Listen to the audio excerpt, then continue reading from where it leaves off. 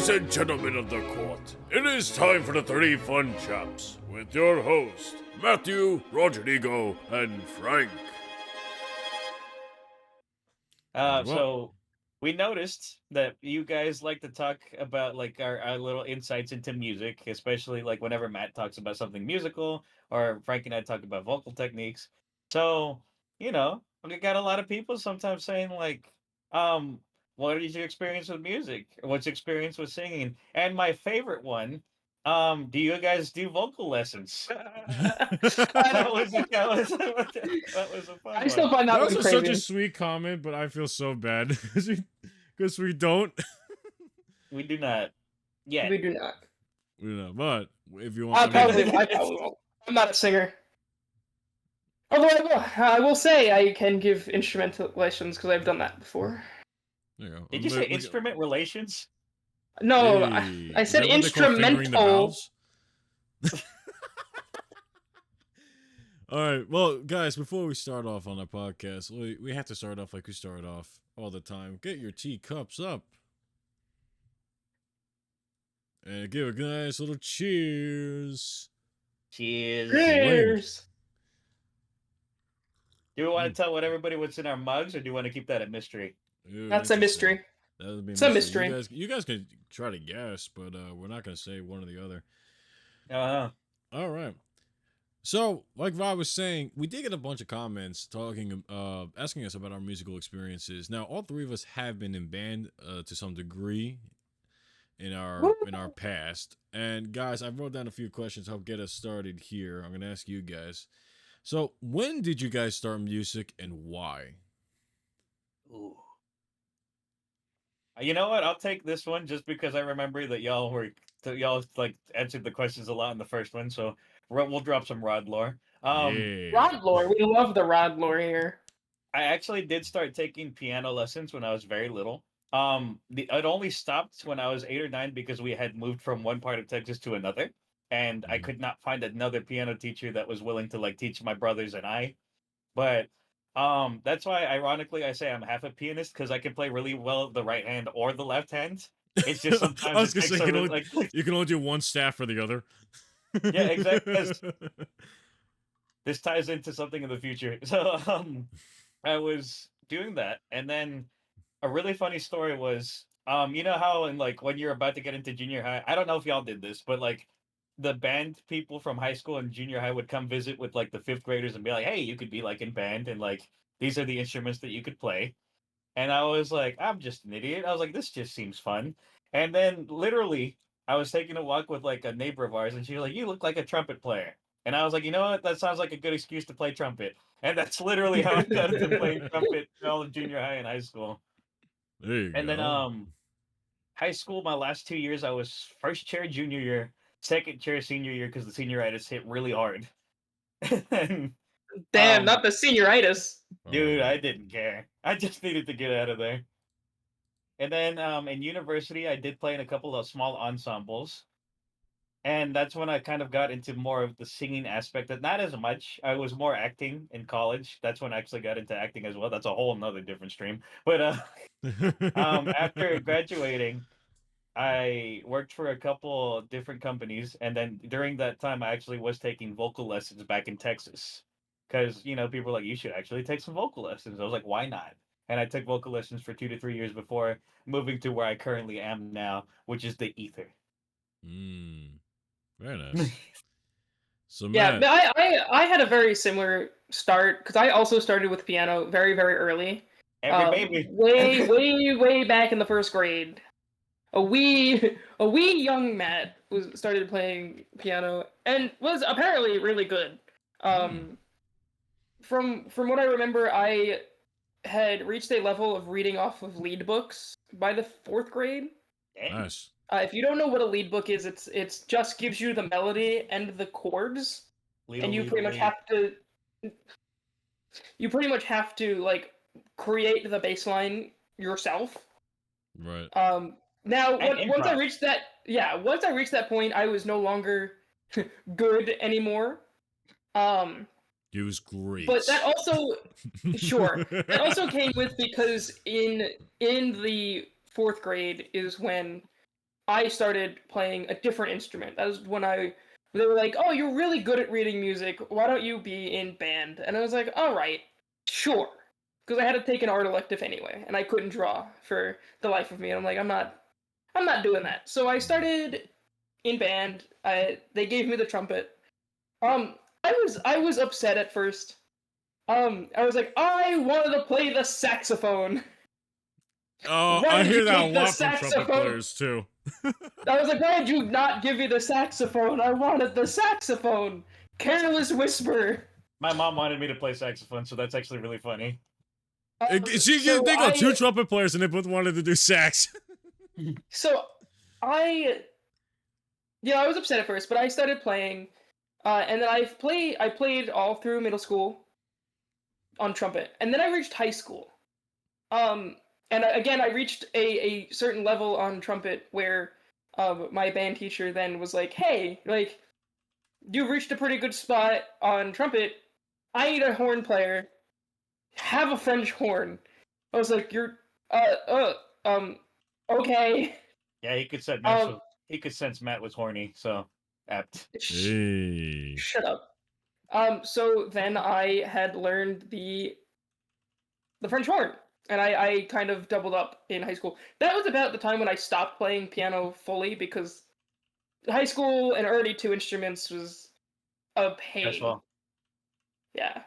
And then I graduated high school, and I didn't own a horn for myself, so I couldn't continue on the horn. But I did continue on trumpet, and then I just continued that up until recently when I moved. I still have yet to find the full time to pick up the instrument again and play some of the fun music that I have. Very nice. I did No, Frank, forget. what about you? We gotta. Just real quickly, I did forget to us. mention in university, we did have I did go back into a piano workshop because I graduated in music composition and acting. Technically, my major is called performance studies, Right. but they were like, listen, usually this piano studio is only for people that have like played piano most of their lives. They're like, but because you are one of the majors and like you're composing, they're like, we will accept like an adult beginner.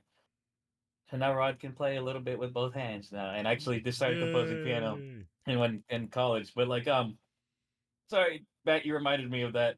Also, for context of why Matt would own a trumpet but not a French horn for non-music people, a good trumpet high end is about 2K going up. After that, it just really comes down to like, honestly, good in trumpets actually just aren't even that expensive. yeah, even like a grand will get you a really good trumpet like, now. Yeah, like mine's at a 1,400. See, that's what I say. Like $1,000, but tell them how much a good horn would cost, man. You know, don't even tell them how much a good horn's worth. Tell them how much an okay horn is worth. An okay horn is 2,500. Right, that's an okay horn. Being okay, and like not even like good enough to like actually really play. Yeah, junior high. Like, if you want like a good horn to play, that's gonna run you like $5,000-6,000 at least. And that's why Matt owns a trumpet and not a horn. Yeah. Yep. That's like euphoniums, man. I'll get into that a little more as to why I know later. But euphoniums, dude, are like from 3, like the really bad ones, like 3K, and then upwards like 5 to 6 for a good one. It's insane. But jumping into that, Frank, what is your music background? My start to music is actually kind of funny. So my older brother and my sister are both musicians, so I wanted to I got the music bug from them. My family's always been big into like collecting like historical stuff, so we have like records and stuff, so listen to a lot of music. Always surrounded by music. And my brother was a percussionist. He still is. He did tour in a couple country bands in Nashville, around like down south for a while. So I wanted to do I wanted to do percussion. Like, I really wanted to be a drummer, like my brother. So when we got to school, we had the little assembly in elementary school, 3rd grade, because you do it for the next year. So 3rd grade, we got the assembly, and we're looking at all the instruments. I already knew in my head, drummer. Wanted to do drummer. I didn't care about anything else. I wanted to do drums. They said, okay, so now you got to like write down what instrument do you want first. So I put drums, then I put trumpet and saxophone. Keep the trumpet saxophone as one does. As one does. But I was like, I really want trumpet.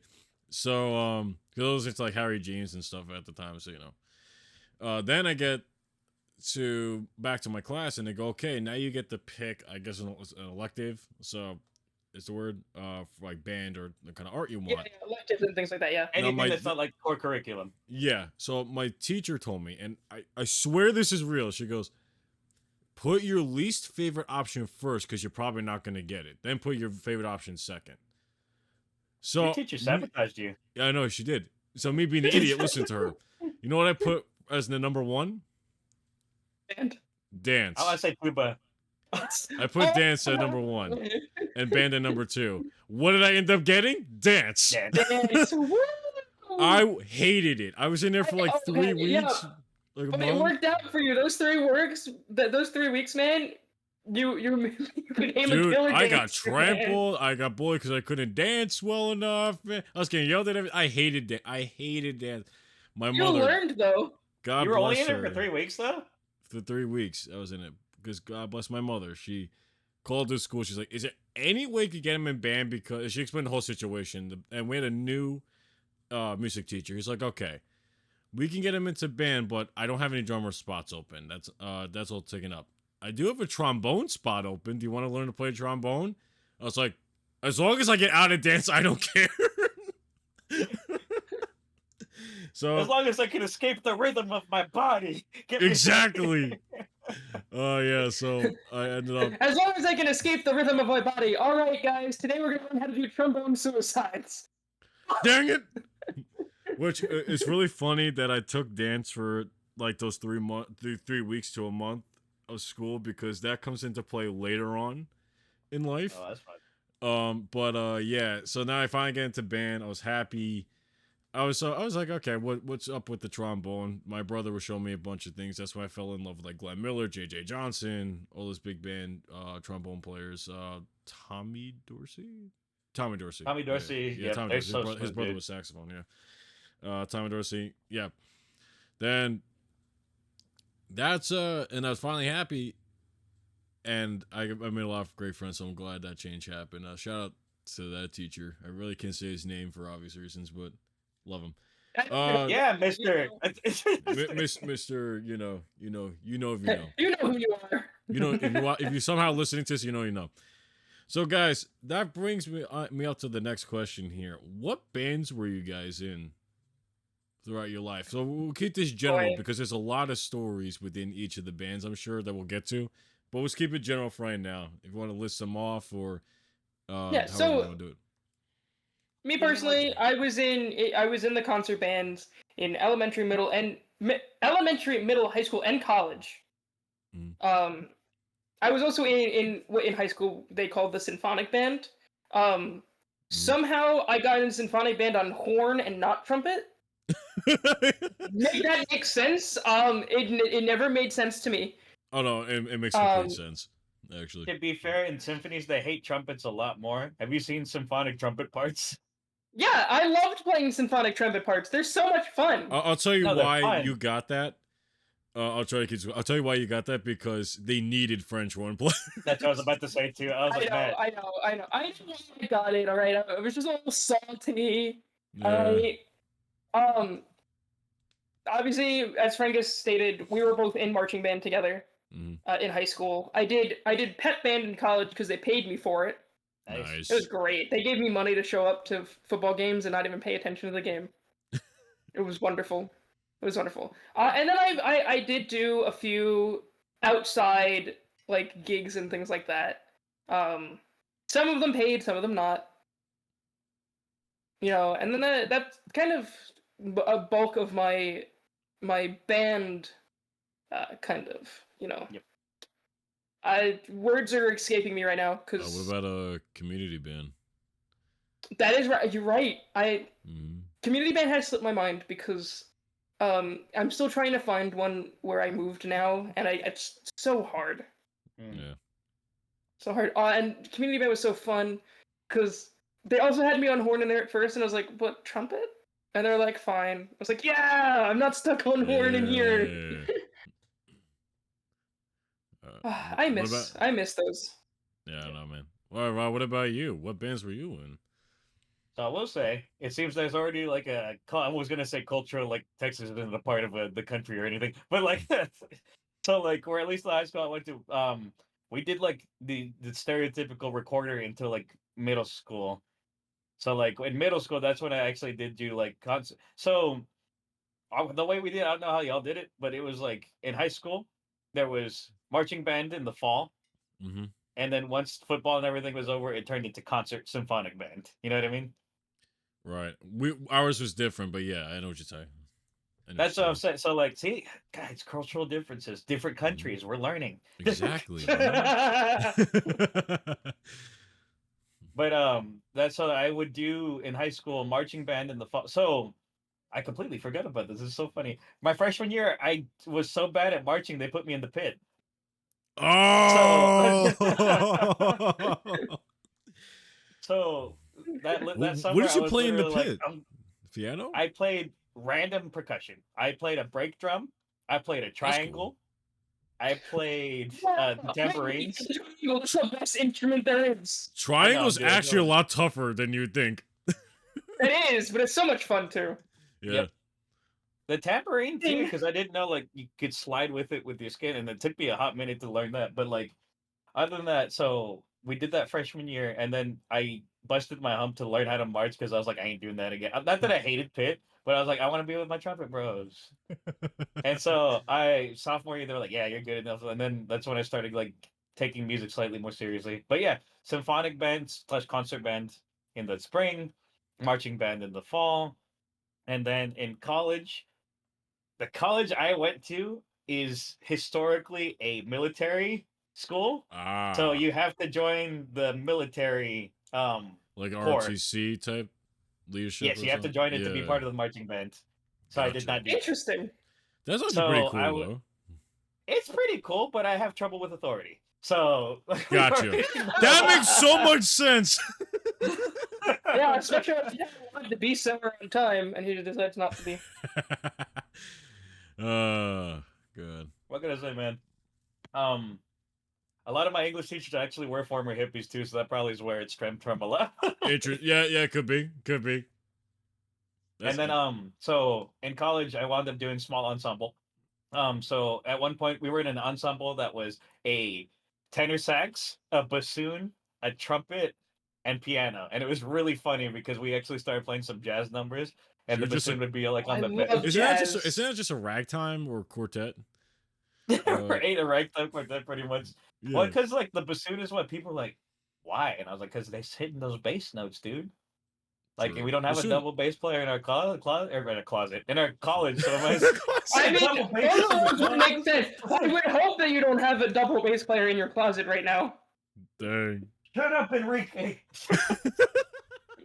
I told you to practice later. Yeah, But we bassoon did is a that. beautiful instrument, though, when played It's right. wonderful. It's good. Although I couldn't stop laughing when in college, or not in high school actually, yeah. Um our bassoonist was like making too many jokes during rehearsal, and then my band director just looked at him right in the face and he's like, "That's Rich coming from the farting bedpost." Oh, And I Lord. just could not stop laughing. And then so yeah, I only did small ensemble in college. I did do youth symphony orchestra in the community when I was in middle school and high school. A little bit later, left her like because senior year, junior year, they're like, you got to start looking at colleges. You got to start focusing on that stuff. So a little bit less when that happened, and then yeah, college I did the ensembles. I did the piano studio, like I was saying, which was really Mhm. fun. Um, Shout out to my prof again. We can't say names, but she knows who she is. She restored my faith in music and just being a good person. Hey, we like those around here. Dude, we stand those hard. And then currently I'm kind of in the same boat as Matt. Like whenever you move to like a new place, it's hard to find like that music community immediately, especially when you move to some place that's a little bit bigger than where you were. Cuz like Texas, like I was about to say too, probably part of it is cuz I was from a small town. So Mm. Yeah, like it's probably there were richer places that were like, "Oh yeah, we have orchestra, we have concert We bands, have the symphonic bands." orchestral. Exactly. I'm like, what the fuck are you talking about? I was like, it's just you just march on a field and then in the spring you sit in a chair. What are you guys doing? Ooh, I wish. I wish that was the case. Yeah, we'll get I to would that do. still later. That's what I was about to say. I was like, I love learning about our cultural differences, being from different countries. Exactly, bro. Oh, I'll try to get through mine as quick as possible because I've been Don't do it, dude. in way too many. Let it flow. Let it let flow. So it okay, flow, I've been man. Let in it elementary flow. school. There was the fourth grade band and fifth grade band. I've been in both of those. Mhm. Then in middle school, I started in the beginning band for about a week. Then he was like, "You already went through this." Went to the intermediate band. I went to the Nice. intermediate band and the concert band. Sorry, not intermediate. The concert band. In that. Then I was also in my middle school's jazz band for all 3 years. That was a lot of Nice. fun. We used to do fun trips with that. Then I was also in the community band, like Matt was saying before. Now high school. Oh, sorry. In between, like from starting from elementary school and throughout all middle school, I was also in summer band. So with summer band and borough-wide band. So borough-wide is from a bunch of different Oh schools during yeah, the I was in school year. Barrowlight too. I forgot about Yeah, that. I was in every single band in that. I went from beginner, intermediate to their high. Like their concert was like I think their See, highest one. yeah, And see, Frank. Unfortunately, unlike you, I was immediately good enough to be in the concert band and yeah, didn't yeah. have to go through I all didn't keep this clawing my way back beginner up. band, intermediate band nonsense. All right. Yeah. Listen, Matt, we like an underground. We like the underdog story, not the prodigy story. Come Yeah, on, I dude. know. But yeah, so there was that. Then in the summer band, same deal. I went through their beginning, their concert, their jazz band. And I got outplayed by this kid in fifth grade when I was in middle school, and I was so happy about that because he's a phenomenal musician. Uh, so now also community band throughout high school, but in high school I was in their concert band. Then I got to their symphonic band, which is their highest ranked band. Then their jazz band, that was a fun experience, and I was also in their brass quartet, or brass group. It wasn't quartet. Yeah, Brass ensemble. That was it. Brass ensemble, and of course marching band. And then Oh yeah, I was in brass ensemble too. yes, There's you so were. many that I'm forgetting under like Eh, the lower level ones. yeah. After that though, because I didn't. I started working. I didn't go to college. I started working. Everywhere else, but I did play one gig with a ska band, and that was a kind of interesting experience. I never listened to ska, and it was just like, "Hey, we need a trombone player. Do you want to play?" I'm like, "Sure."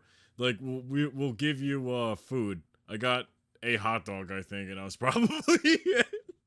They were nice though. Hey, They food were is chill. food is food, and food is Listen, free. exactly. They had alcohol too, so that was fun. Also, my favorite definition of ska, my favorite definition of ska I've heard in a long time was like, imagine the music that would be playing in a toddler's head when he's having the best day of his life, and that's True. ska. And I Oh was like, yeah. I feel that. I feel that. I forgot. Well, I also played in both of the orchestras at the school too, because they had Nice. Yeah, a beginning orchestra and I forgot symphonic intermediate orchestra orchestra. and symphonic orchestra. Well, yeah, symphonic. Symphonic Even though they orchestra. were So definitely at an intermediate level. I played trombone in those, but I did also pick up the Actually, this leads into my next question, which you guys kind of answered already. What instruments did you guys play, or do you currently know how to play? I got a lot.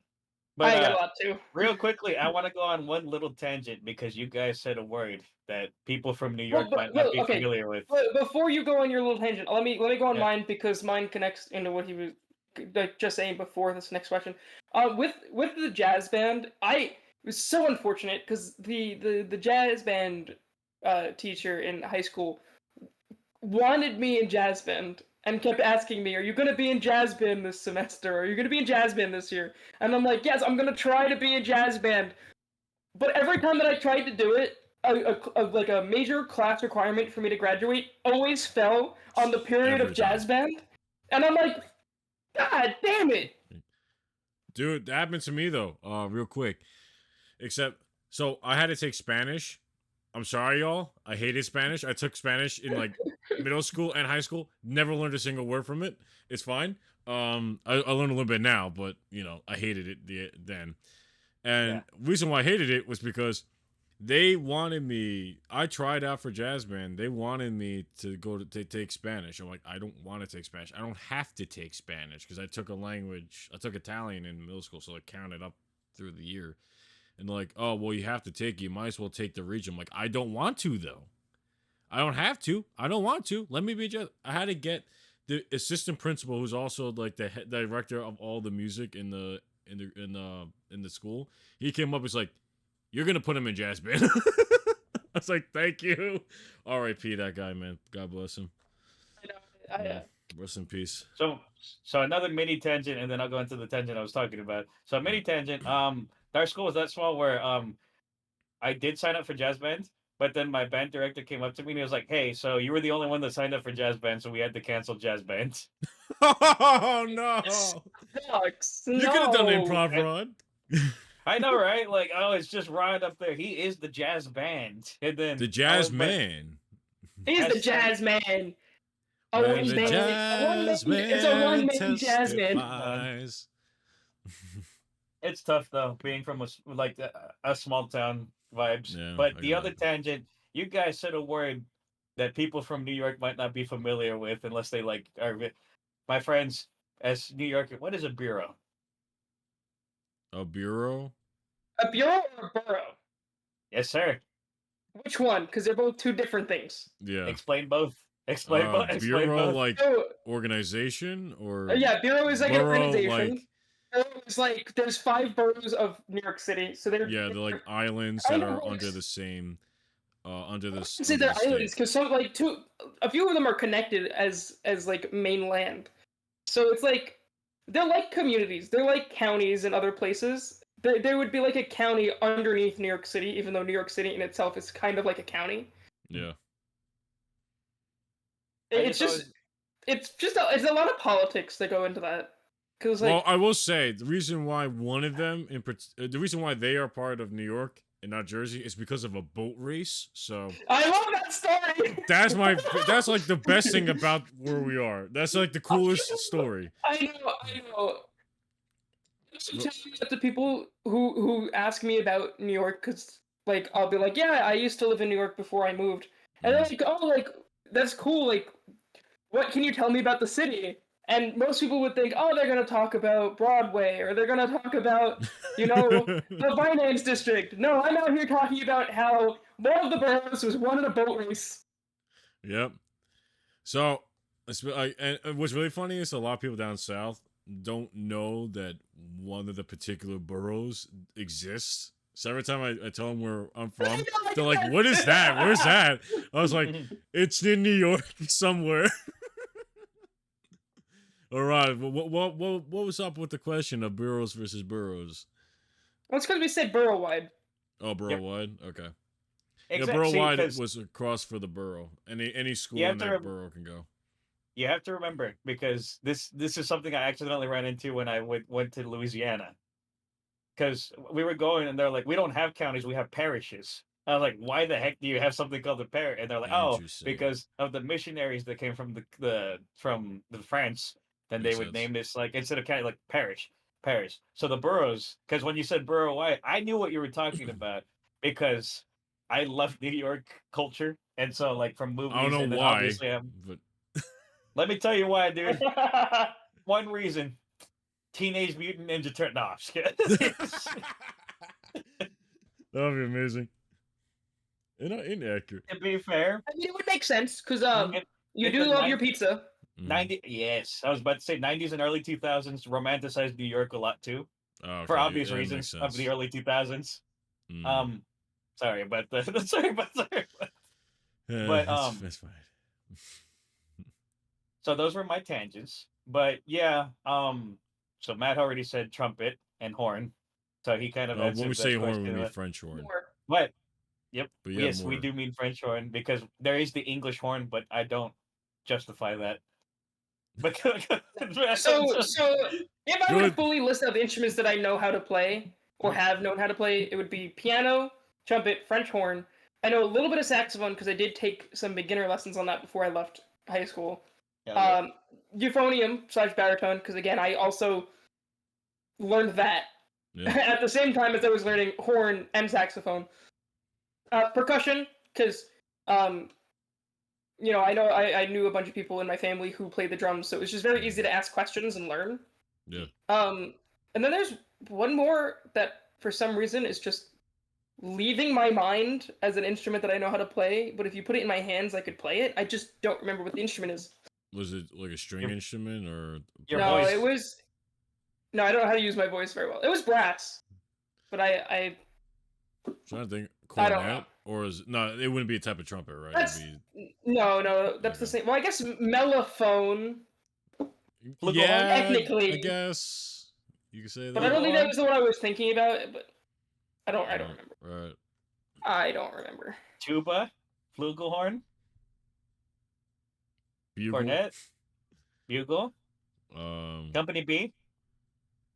Do.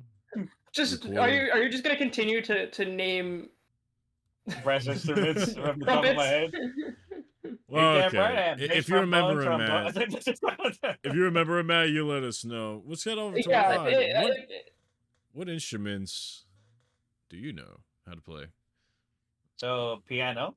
Yeah. If I really focus, I can now play both hands. But usually, even if I'm composing, I doodle out the melody on the right, Mhm. left, and then I add the bass line. For part one, part two. Trumpet. I played it for all of junior high, all of high school, and a little bit in college. Guitar. I started in high school. Okay.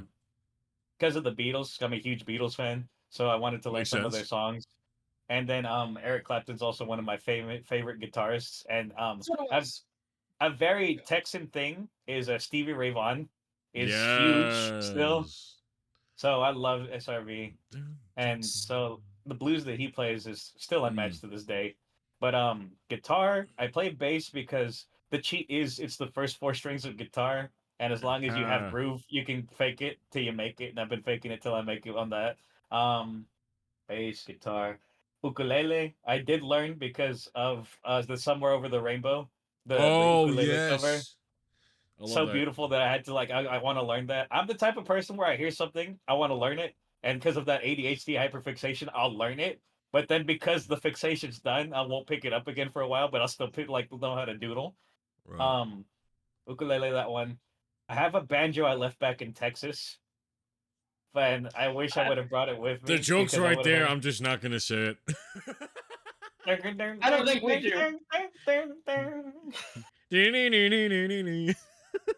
I can play that on guitar and banjo. That's No, like, I know. Listen, I I'm impressed by banjo. I've seen banjo players. It's I crazy. can't finger pick as fast as them, but I can at least get the. Yeah, they're quick, baby. There was like this kid who played it on like a show. It's like, that's Oh insane. yeah, they're amazing. That one. Percussion, obviously, because I was in Pitt that one year, and they taught me like the basics. They did actually want me to come back the next year, and they did teach me like marimba. But again, I was like, I want to be with my bros, so I learned how to march very quickly before that summer, and then I was able to play that. Euphonium, they taught me how to play because they were like, if you can muster more air support in euphonium, the trumpet notes will be able to hit them higher and with more support. So I was like, oh, Exactly. more tubing. Exactly. If you can dodge a wrench, you can dodge a ball. If you can play the euphonium, you can play the trumpet. Well, that's actually something like I found interesting about instruments real quick is if you play one type of brass instrument, you could figure out other brass instruments pretty easily. And same thing with woodwind. There's there's special ones like French horn that are a little tougher, I would say. But like trumpet it's a matter of the mouthpiece because as you get very different. If you get into it's easier to get into the bigger mouthpieces than it is to get into the smaller ones. So hey, as the mouthpiece gets smaller, it's a little harder because it gives more resistance. like, thankfully, before I transitioned between trumpet and French horn, I was already transitioning my trumpet mouthpiece, because mouthpieces come in different grades and sizes. So I had recently upgraded right before that my mouthpiece to something that is pretty close to what they call a pea shooter, because it is a very, very shallow cup.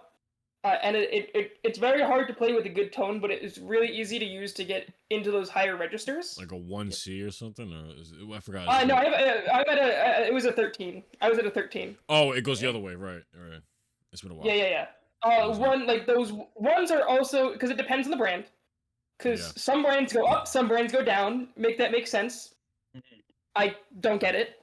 But yeah, if you get a certain brand, a 1C is what I would consider a pea shooter in that brand.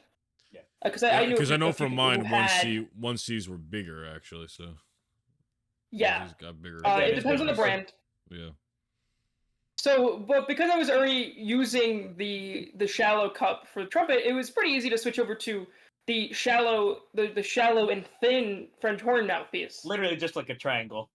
I like. That was literally just a triangle. It's such a weird mouthpiece to change from if you just play bass 7C trumpet. Yeah. Because it's so different. You know. Also, the material makes a big difference too. Like silver versus gold versus plastic, obviously. Gold plated and brass, plastic. Yeah. PSA: Do not use a plastic mouthpiece. They're not worth it. For the lulz, yes, but for the lulz, yes. If you're playing out in like -2-degree weather, yes. Any other time, no. Yeah, it heavily affects the tone of your instrument. Yeah. Because of the way that it vibrates and everything, it's not worth it. If you do have that thing where you're allergic to metal and brass, they do have a mouthpiece cover for the actual metal one. And obviously, if you can't use the metal ones, don't use the metal ones. But if you can, don't use plastic if you can help it. I think they do have something where you put on the metal mouthpiece to keep the tone. Just different plates. Yeah, plates and stuff. Like you can plate it. Yeah. Because I knew someone. So the mouthpieces that we used way back, I think it was high school. Though, like the common 7Cs were, I believe, brass. Yeah. This one guy was allergic. Do you remember it was brass. Was it Bach brand? I think so. Yeah. So they're typically brass. The guy's allergic to brass, so he had his. It does cost more money. He had his mouthpiece gold plated. Yeah. So that he would be able to use it. Yeah, I remember. And I will say, go ahead, Rod. This is a huge thing about cost as well. I know we were saying like don't use plastic if you're trying. We realize instruments are expensive as well. So I will say, if you want to start off with pea bones and pea trumpets are popular for a reason. If you want to dip your toe in first, play like a pea trumpet or a pea bone, like a plastic trombone, plastic trumpet, and then you're like, actually do want to continue pursuing this, then save up the money to get a metal one afterwards. I would say, if you're going to go in on it anyway, because pea trumpets and pea bones are still kind of expensive. And my first trumpet, my first very, very, very low end trumpet was only $200, which was really, because I was looking, it was very close to the price of pea bones back then anyway. So at that point, not anymore. When they grew in popularity, the prices expensive. They started the gap between them has started getting smaller. It may have changed again because I haven't been instrument hunting. So I don't know if that gap has since expanded again. I think we said it. I think we said it already, but just to clarify, when we say pea bone or pea trumpet, I think Roger said it's plastic trombone. Yeah, plastic. Yeah, it's made. The whole thing's made out of plastic. It does work, kind of. I've done some musicians to play good. You know what's funny? I've actually heard a pea bone sound really good when it had a metal mouthpiece on it. Yeah, that's what I don't know. Yeah, it also depends on the make, because sometimes some people can be made in a way that it doesn't have that like bad tonality to it. Because when they were first coming around, when we were in band, the material was I'm trying to remember. It was very cheap, yeah. There's a lot better grade ones now. The higher grade. Yeah, without a doubt. And that's what I'm saying, like, especially for people that, like, if you don't know, like, even what to play, because I'm just talking accessibility-wise, because Granted, yeah, Matt, you were able to find the 200. My small town, I had to source out to 2 different towns to try and find like instruments. Like we literally had to drive to the big town, and then they were like, "Oh, here are the range that we have." I am not going to say the name of the website because obviously this is not a sponsored stream, but there is a website that is very, very big in the music community to use to get and source mouthpieces, like mutes and stuff like that, like this, like a nice mute that has a pencil inside of it. Nice. I know. I'm still trying to get. If I get a practice mute, I'd be. Is that metal? This? Yeah. No, it's plastic because it's a straight. Oh, it's just a straight mute. Straight mute. Yeah. Oh man. Yeah, no, but there's a website and it's super easy because you literally just put in your address, and that's where I got this trumpet from. The one that's right next to me, the nice silver one. Nice. I got this in 4 days. They got this to me really fast. That's crazy. Thankfully, because I have a story about this later. To kind of piggyback off your thing, Matt. With P-bones and regular trombones, like mine, I still have mine from when I first started. And I think that was a $300 trombone. And then the P-bones I was looking at were like started at $125 for like the really basically unusable ones to around the same like $300, $450 for like the decent ones that could actually work. I would say with like modern shipping and stuff, like not sponsored, but the big A company, you could probably definitely find it easier nowadays. Yeah. I love how you said not sponsored and then just gave out the website anyway. I said the big the big gay company. I went out of my way not to say the company name. If you want me to say the website, company, might as well say it now. But might as well you're right. You're right. It's eluding. I didn't say the. What is it? Woodwind Brasswind. Oh, okay. That's where I sourced like almost all of my stuff. I wish I knew about that. I went to like the instrument like music. Oh yeah. I know exactly. I'm pretty sure I know exactly which one you're talking about. Yeah, that's where everybody. I'm pretty sure everyone. So. Yeah, everyone went for. I went there once. I didn't like them, so I never went there again. Yeah. But I'll ask Matt to link me that later. But but anyway, shoot. The only reason I say for like people that are wanting to get into it, because I will say, just from like a collector point of view, if you buy something that is metal and like you kind of just give up on it or just have it sitting in the corner, you feel less guilty if it's plastic. True, if you give up on it. I guess, that's the only reason. That's my like. So that's why I was saying, like, if you have if you buy a P-bone or P-trap, but then you've been playing it for even just 2 months, and you've been consistent in playing with it, then yes, upgrade as soon as you can to like it's going to be the same amount of money, but now I feel like you can get like a regular trumpet or regular trombone. You're not getting a French horn. You're gonna have to rent that out. You're gonna have to rent that out. You're gonna have to. For those of you that are musicians listening to us, let us know in the comments or in the chat right now. Do you prefer P-bones, P-trumpets, or plastic instruments, or regular instruments? I'm always a fan of regular, but like I said, there is a reason why P-bone exists and P-trumpets exist. Of course, because it's despite Matt. Yeah, despite Matt, exactly. That's the only reason why. Not for the people with the allergy to metal. It's just despite Matt. Yes, despite Matt. P-trumpets and P-bones exist just despite you. Yes, that is exactly it. So I have just learned some drastic news. They closed, right? The website that I used to use had been sold to someone else. No. Oh, I saw it. GC, right? Dude, come on. I have the website though. All right. No, it was different people, I think. But I'm sending you the website, guys. Dang. Thanks, corporations. Oh yeah, I've seen this one. Yeah, that's the new people who own them. Regular. Also, welcome to the chat, everybody. I mean. So while you guys are doing that, I'll list off the instruments because mine's a short list of the ones I know how to play. I obviously he's a plebe. Yeah, exactly. I learned trombone obviously. I also learned euphonium/baritone. I started learning saxophone like end of high school, clarinet, and a little bit of piano. I am currently like learning percussion, like drumming, snare drum, I'm actually learning.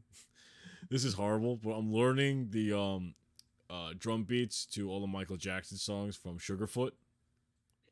Not like him directly, but like watching his videos, like Thriller. No, what was it? Shoot.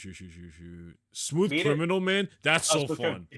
Dude, remind me to send you some later, because there's some great drummers that I've watched online that Same. are just great.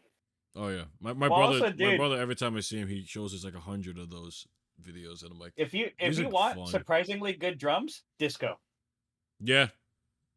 Like the Gap Band, and then even Dave Grohl was like, "Oh, I stole a lot from disco and used it for Nirvana," and it's cool because you do hear it. Who's the guitarist from Smoke on the Water? Oh, what's his name? Oh gosh, from Deep Purple. What's his name? But Deep Purple, Smoke on the Water. Yeah, but I love Let he me look goes. him up. He goes. It's the whole riff is just Beethoven's like symphony. He goes, technically, I owe him a lot of money Richie Blackmore, yeah. because it was a four. It's just inverted and flipped upside down. Yep. Dun, Oh, yeah, dun. Yeah. The Beatles said that too, because Paul McCartney said that about Blackbird. You have a personal vendetta Interesting. against trombone, sax, and all horn. Hey! You sound. If I can guess your instrument, if you play. You sound sexist. You sound like Say a that again. string player. Say that again. You sound like a string player right now. Are you a string player? That would actually be pretty cool. Yeah, you sound like a string player. We're judging you hard right now if you're a string player.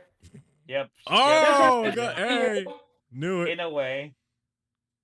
The band mindset. I knew it.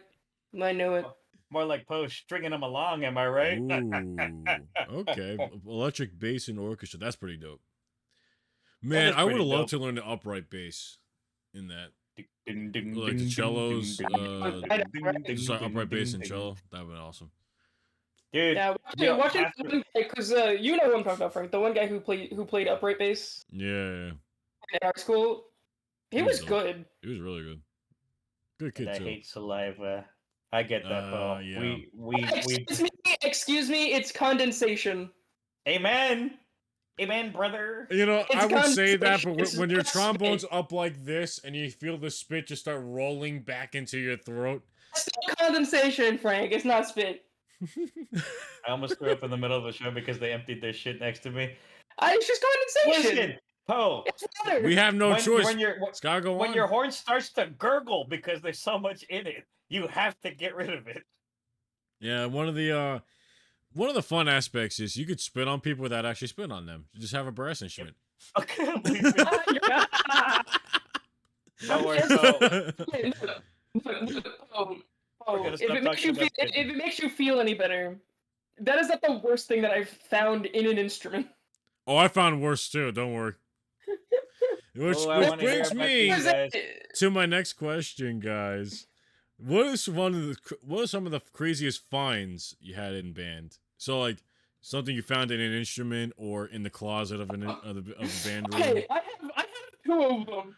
So the first one is I'm helping our teacher clean out the instrument closet and looking at instruments and seeing what needs to be repaired and everything. So I pull out a euphonium and I'm looking at it and I'm like, all right, it's good. Like the sticky valve, this has to go in. And I look in the bell and I look down the bell and there's half a ham and cheese sandwich just in the bell. Yeah, you know what's sad about that, Matt? That also happened my freshman year too. So it's a recurring problem. Thing. Ham sandwich and a brass instrument randomly. In a brass instrument. And I'm like, dude, why? Why is this my life right now? Why is there a ham sandwich in a euphonium? We save it for later.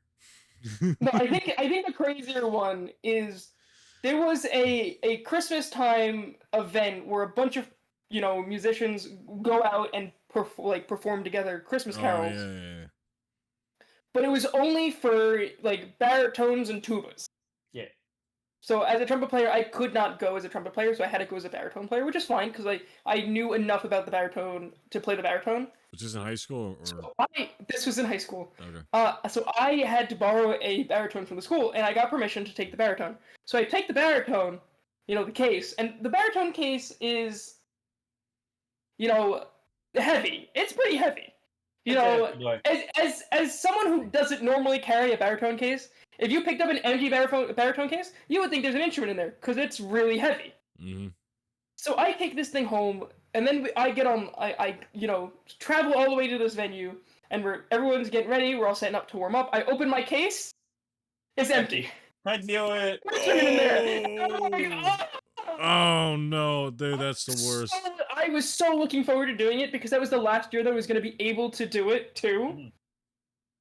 And I sat there with an instrument case that's empty, and I look to my friend to my left, and I go, I don't think I'm playing today. And he goes, why not? And I go, well, I have a mouthpiece, I don't have an instrument. Just play the mouthpiece. I would have gone out there just the mouthpiece, exactly, just buzz along. Yeah, I was gonna say, buzz along, man. That's safe to say I closed the case up and I went home. Case closed. Case closed. Case literally. Closed. Literally. And then I came back to school, and I walk up to the band teacher, and I'm like, hey, I just want to let you know, I don't know where the instrument is. I signed this out, and there was no instrument in the case. And he looks at me, and he goes, what? And I go, yeah. You're so lucky he liked you, because if he didn't like you, man, he would have blamed you immediately. No, we really laughed about it in his office. It was great. Rod, what about you? What's the craziest find you've had, either in an instrument or in the band room?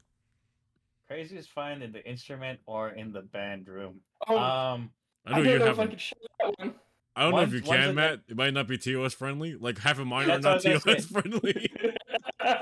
Jeff, that's literally my mind drew up to a TOS not friendly one. But we will skip most of the story to say, and then they walked out of the room. And it was a senior and a freshman, and it was awkward. But the other thing, I wish it was a sandwich, but it was 2 tennis balls in a euphonium. Why is it always a euphonium? And I was like, why is it 2 tennis balls? Frank, you euphonium players are weird. Yeah, I'll say that. I'll drink to that. I'll drink to that. I'll do that. The weirdest thing I've ever found, so there's obviously the ham sandwich, because that happened my freshman year too, for some reason. Yeah. But that one was in a trombone. Interesting. Then I found a tooth inside of a trombone one time. Don't know how that happened. That was about interesting. Finish playing the show, you're like, huh, I'm missing a tooth. I have extra teeth. Where did the extra tooth come from? Yeah, that was interesting.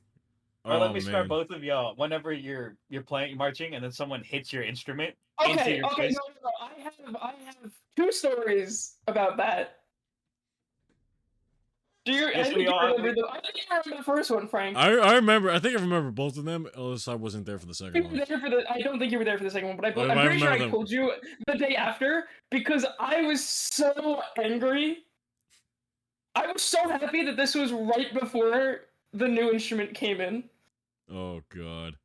So the first time it's practice for a marching band, and I'm supposed to thread 2 members of the color guard with their flags. So we're just marching, no playing. So I'm holding up my instrument. So they hit the.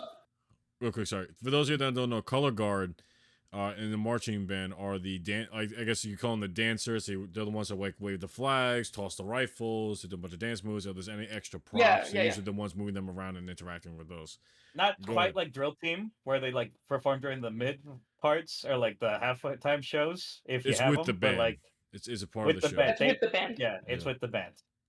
All right, go ahead, Matt. So I had a cut between the 2 of them, and one of them didn't hit their mark. So they spun their flag. They hit the bell of my instrument, and it gave a small dent in there. And it made my instrument go like this, so it knocked my instrument forward. And then I like recovered, and then I didn't look at my instrument, like where the top. I looked at where it got hit, and I was like, there's a small dent, but like it's fine. Like it's not gonna affect my playing or anything. So we reset, and they're like, all right, we're gonna do it with playing now. So I go, okay, playing. Huh.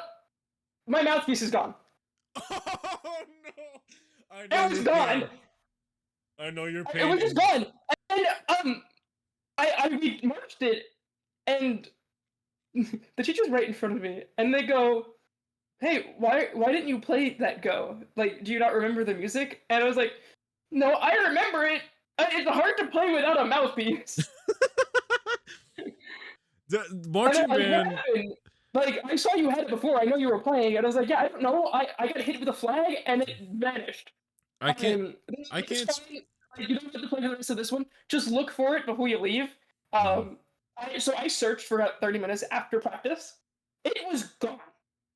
It did not exist. It evaporated into thin air. The flags, not only are they waving the flags, sometimes they're twirling them, right? And the pole can be like what, 6 feet tall? No, they're pretty. Some of them can be 6 5, foot. 6. 5, 6 like, feet tall. They're pretty tall. Yeah. So imagine, and it's all metal. The whole thing is metal. So imagine you have a metal mouthpiece connected to your teeth, then you have to a metal instrument, and then you get whacked with this metal pole. Like, no, that's happened a few times too. I'm pretty sure the reason why my front teeth are stronger than anything else I have is because the amount of times I've hit it with metal, just training it to be stronger. I don't think that's how that works, but so me saying that story just made me think of another one. Now, this was my freshman year, the first year that I'm marching, and they had me. So they gave me spot T12. Right, okay. for anyone who is not in marching band, you get a letter based on your instrument and a number that corresponds to trumpet. you. T would be trumpet, and I'm trumpet 12, so I'm trumpet position 12. I think TB is trombone. If I remember. For this section, I'm moving backwards, and you can't look backwards when you move backwards. So behind me is the drum line, and the drum line is a huge line of just drums. So you're talking about snare drums, quint drums, bass drums, like the big booms. Yeah, so for my drill, they have me going between 2 quints, which are very wide because it's 5 drums. It's 5 drums basically sitting around your waist, if you want to. Yes, it's wider than you. Waist. Yeah. They never got the spacing right, so every time I had to go through them, I'm like, don't hit me, don't hit me, don't hit me, don't hit me, don't hit me, don't run me over. Listen, they never got it right. I always had to look back to be like, don't run me over. I actually got hit by, okay, if you ever been in a marching band, I need to know, have you ever gotten ran over by the drum line? Because I feel like this happened to everybody. Drum line does not stop, and when they do not stop, they have heavier instruments than you. You will get messed up. Yes, they will just run you over. Yeah, but that's cool to know, because in March, at least with us, because I don't know if pep bands or ones that play specifically for football is the same intensity, but we were in a competing marching band, so we went to competitions all over the place, and we were everything's very strict. You got graded on every little thing, from your shoelace being untied to the feather in your hat not having enough feathers in it, to the way you moved and looked. So posture, yeah. Tone, everything had to be perfect. And you, and if one person was off while marching, that's points off the entire band. So we kept getting drilled and drilled and drilled. And you are told, if you have to look straight, you're looking straight. You're not turning anywhere else. Like, so you can't turn your head. You have to use peripheral vision only. Yes. So if you can't see behind you by just looking to your right or your left, you're not seeing behind you. Someone's coming up behind you. They're coming up behind you, and there's nothing you can do about it. Because I've been in that situation where I was the point of a spear. So the point, everyone has to follow you. So I was at the point of a spear for something, and the drum line comes over, and they have to cross us at a certain point. We have to be behind them in a certain beat so they can cross in front of us. I was not only was I at the point, but I had to follow the person to the left of me because it's the point in like some weird shape. So I had to follow back. They weren't going back far enough. Drumline steamrolls over me.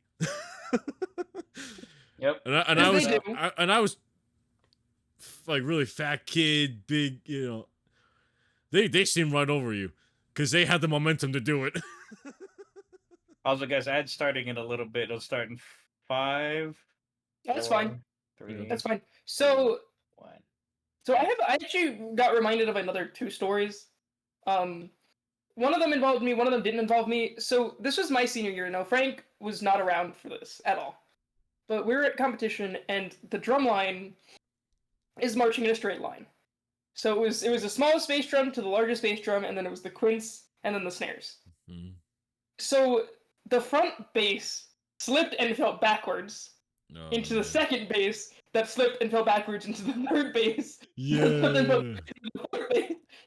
And it just kept going down the line of just bass drum players just falling over. Yeah, we did. Matt and I did attend the same high school. That's actually where we met. Was in marching band. Technically, we met before that. Technically, yes, but yeah. It's a little bit of a strange one. That. So of course, as one does after something funny happens, you make a shirt about it. So we took the picture of them falling because we grabbed it from the competition, and we just put a banana, like the Mario banana peel, under the first guy's foot, and then we gave it to the drum. That's what you do, man. That's what we do all the time. I can't tell you. It became a running gag in my marching band that I would get a new nickname every season. So I have a sweatshirt on there with all my nicknames on it. I had to pay extra, a lot of money extra for that sweatshirt. It's what you do. The names and all that stuff. Oh, I miss those hoodies. Those hoodies were so nice. Yeah, they were fun. They were fun to make too, especially when you got to sit there and design. Did your band get to go to Disney and other expensive trips? Our high school band was awarded winning, and they got to go on many free. So we were mainly competitions. We did get invited to a popular venue, a few of them. Yeah. All we got actually invited a lot of places because we used to do the big parades. There was a huge Christmas one that we would do every year. We got invited to popular venues out of state. There is one that we did. We can't really comment on because you sound like a whole NDA with that. So I remember that. Yeah, they made us sign out. Yeah, I'm like, I don't think I'm ever going to be talking about this, but fine. But here we are. We might talk about it. I'm pretty sure those things have statutes of limitations on it, and eventually it does run out. I'd have to imagine we're coming up on the end of that now anyway. To be fair, that was a very fun one. We did get to do some cool parade stuff. Well, I'll say this. My freshman year, we actually got to march in the Macy's Day Parade. Nice. Representing China. That was a very interesting experience. I didn't get to do that. I joined the year after, and they were like, guys, we're working right now, and we might be getting to do the Thanksgiving Day Parade. And then it came to October, and they're like, guys, we're not doing the Thanksgiving Day Parade. And I was like, aw. Yeah, you know why? I don't even, can I say why? There's a reason why they did not invite that band back. I don't know if I could say it though, because I don't know. Did you sign anything that says you can't say it? No, okay. So you can say it. This leads into my next question. This leads into my next question of what's your craziest band story? I have a bunch of them. I'm gonna give you this one. We've just been telling these stories anyway. Yeah. So this is one of my craziest band stories. We got to march in the Macy's Day Parade. We were sitting behind Meghan Trainor at the time. So it was Meghan Trainor's float and then us. And all the senior guys, I was a freshman at the time, all the senior guys were trying to ask her to prom. She got really pissed and annoyed at us. Basically, we actually got told to F off by Meghan Trainor. It was pretty awesome. Hey. And she was super popular at that time, too. Then, not only that, they gave us, we weren't allowed to take any bags with us. We could bring a water bottle and our uniforms. That was it. And obviously, a snack or whatever. We couldn't bring any string bags. They gave us string bags. I think I threw mine out. And probably. I don't think I've ever seen it. You know how big string bags are? They're this big, maybe. We performed the route. We weren't gonna go on to the center, where everyone stops and does a little show because they really hated us. They really hated us. But we did our route. and we got to the buses. We were supposed to leave. They kept us there for another hour because they had to check everybody's string bag. Later finding out, they thought that a bunch of high school guys, and we had like 100-something piece band at the time. 60. Like 106. No, not my freshman year. We were like 140 range. Yeah, so you're a little bit smaller than mine. Okay. So they thought that we stole a 100-something foot Snoopy balloon. Because they were missing the Snoopy balloon. They thought we stole it, and they were looking at us. I was like, "Are you kidding me? How could we do that? How am I fitting a Snoopy balloon that big in this little string bag that you gave me?" Guys, grab your box cutters. We gotta cut this thing as small pieces. Yeah. Everybody, grab your box cutter. Let's start cutting up Snoopy. Oh God. I wish that would have been hilarious. Then it would an actual reason for that. But man, we had to wake up at like 3 o'clock in the morning, go to school 3 o'clock in the morning, like everyone wants to do. Drive into the city. It was a nightmare. That thing. I have one that goes back to competitions so this is my senior year. Frank, I don't know if you were watching in the audience. Was it your last one? No, this is a different one. I do whatever I'm up to. But so on the field we had boxes that we were like sometimes supposed to go on and off of the boxes. Now these boxes were 4 separate pieces that were supposed to get tightened together so that they didn't fall over. So of course, my route was bringing me on top of a box and then off of a box. Mm. So I went on the box, and then I went to go off the box, and the box fell over. So as the box fell over, so did I. I fell over too. And the way that I fell over, my instrument, my body just naturally swung my instrument out because it was in my left hand, this way, right onto the box, and it hit the side of my bell. I can show you on here. It hit right here on my old instrument. And what it did was it took the entire bell and it just crumpled it in like this. And it pretty much was just unplayable. I could not play anything at all. At that point, you just finger. Yeah, that's exactly what I was doing. I was like, I was like, oh God, that's terrible. Yeah, that's insane. Rod, do you have any crazy band stories? Hey. Crazy band stories. Let me think. I'm because trying to think about crazy band. Not necessarily like crazy in the way of like what happened in band, but like so one of the trips that we had taken. Don't worry, it wasn't anywhere. Literally, it was every now and then we would go to either like a famous place or Branson, Missouri. So Branson, Missouri was the place that we went to, and we had gone to the Chinese circus, and that was performing there. Oh, that's cool. And they had these like yo-yos. So my friend and I, because we were in the same hotel room, we were like, we're gonna stay up all night until we get these Chinese yo-yos to spin and do at least one trick. He said hotel room, and it just went. You and I have to say this. Okay, go ahead. That's what I'm saying. So we didn't sleep that night, and we literally That's what you said.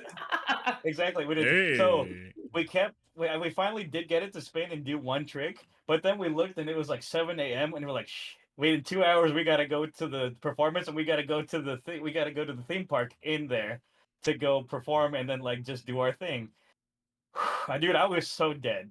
The only thing that kept me going was that we did go-karts at one point, so the gasoline fumes and the speed kept me awake like an ass. Whatever works, I guess, man. This man was huffing gasoline to stay awake. This man was huffing gasoline just to feel something. Now, before we tell our hotel story, Frank, I do want to tell, because technically this isn't band related, and this was technically the way that we first met. Okay, go ahead. It kind of does. Well, yeah, because it was a band trip. We went on a band trip. We did our performance, and then we were told, "Hey, you guys are free reign. You guys can explore, but make sure you stay with the group. You have to be with at least one other person." Yeah, they weren't allowed to be alone.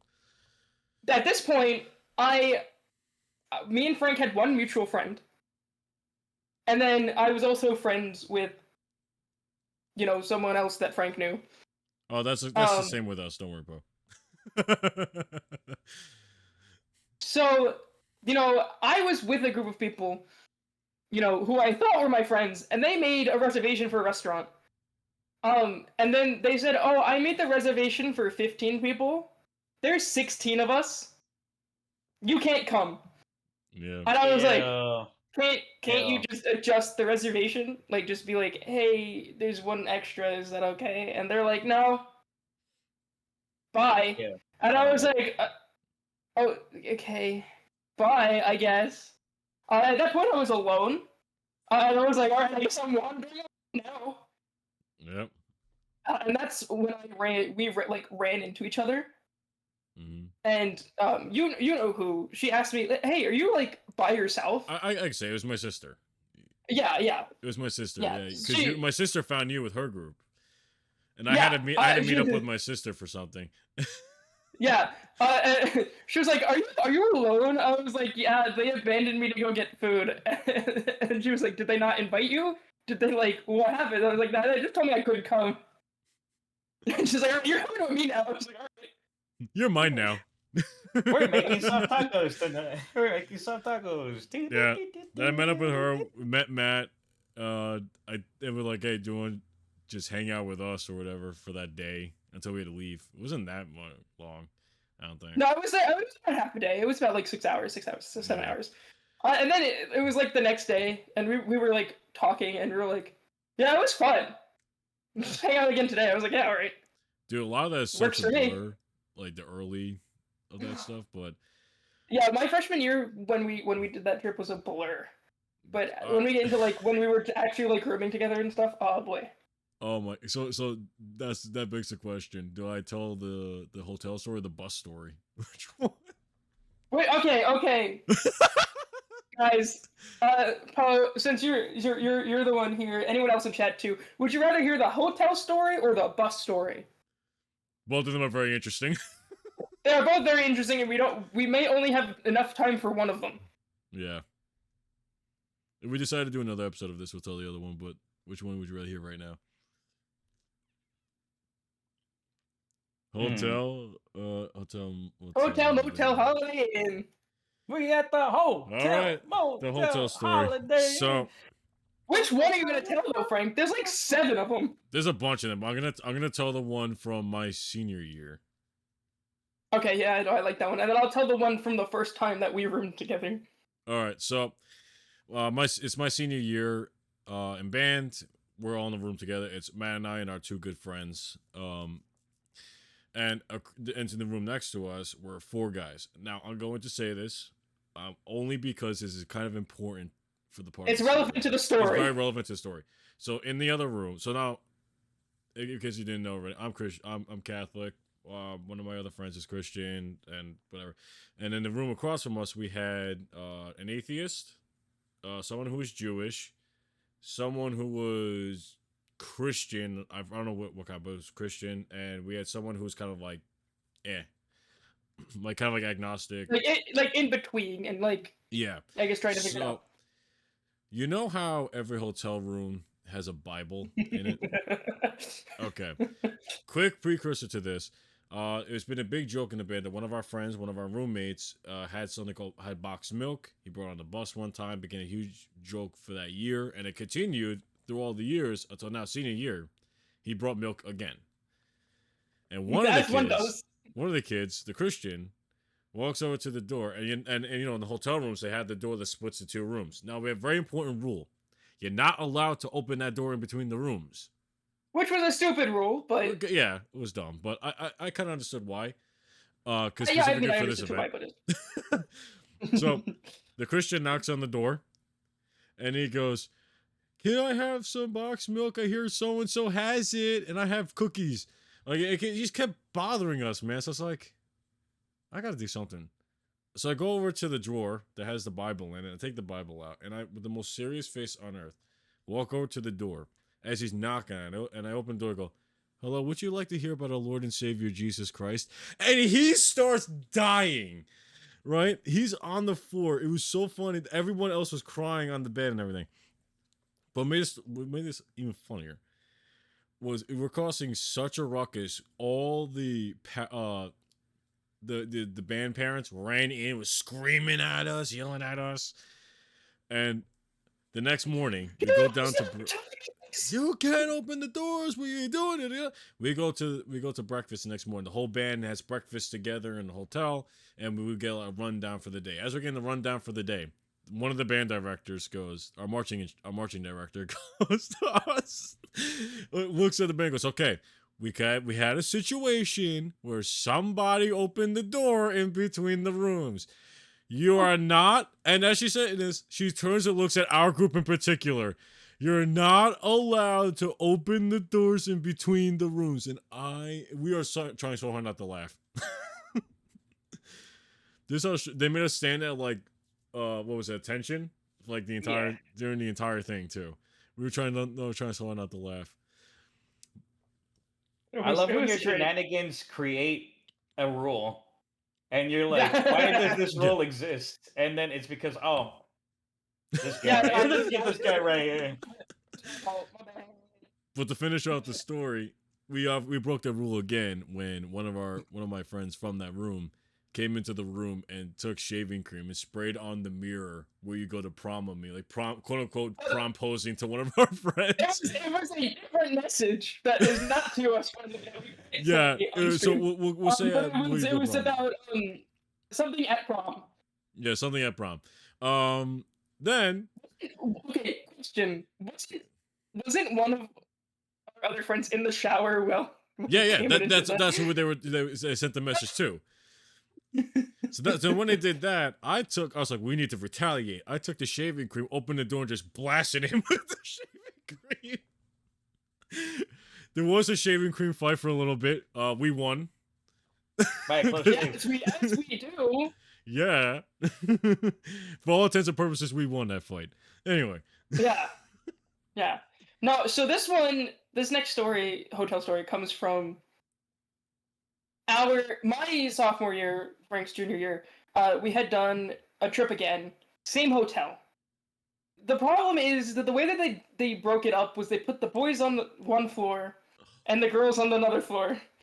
So there were more boys than there were girls. So they were short one room on the boys' floor.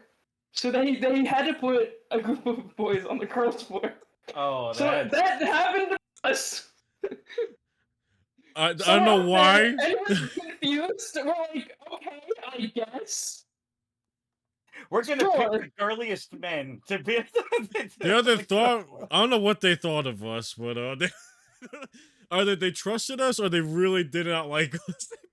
I want to say it probably leans towards they trusted us because there were a lot of people that I would not trust on that floor. Oh, absolutely. Yeah, right. And I'm pretty sure they were like pretty much one in every boy room that I would be like, I would not trust on that floor. Yeah. I wouldn't trust them in the hotel. We're up there on this floor, right? And we're getting ready, and we just hear a commotion out in the hallway. Oh yes. And we're like, what the hell is going on out there? We open the door, and right across from us, they somehow managed to break the toilet, and it was flooding the hallway. Not only was it flooding the hallway, it was seeping into our room. We built a wall of towels. We literally grabbed all our towels and had to put it up because of water was rushing into our room. Like, no.